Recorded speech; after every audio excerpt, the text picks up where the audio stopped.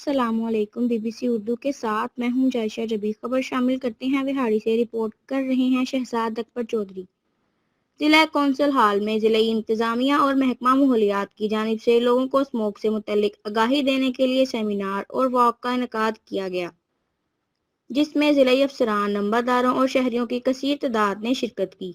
ضلعی آفیسر محکمہ ماحولیات سرفراز انجم نے کہا کہ ہماری اپنی غفلت کی بنا پر ماحول آلودہ ہو رہا ہے، جس کی وجہ سے ہم سانس کی بیماریوں میں مبتلا ہو رہے ہیں۔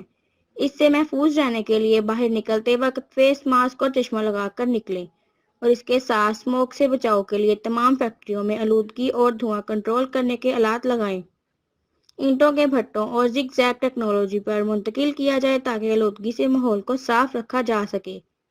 ڈپٹی ڈائریکٹر زراعت رانا عارف نے کہا، اس وقت فصلوں کی باقیات کو جلانے سے اسموگ پیدا آہستہ ہے، جس سے مختلف بیماریاں جنم لیتی ہیں۔ اس وقت گاڑیوں، فصلوں کی باقیات اور بھٹوں سے نکلنے والا دھواں بھی اسموگ کا باعث بنتا ہے۔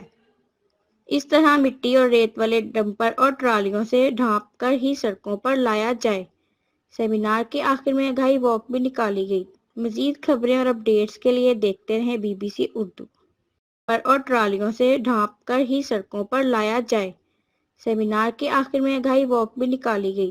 مزید خبریں اور اپڈیٹس کے لیے دیکھتے رہیں بی بی سی اردو۔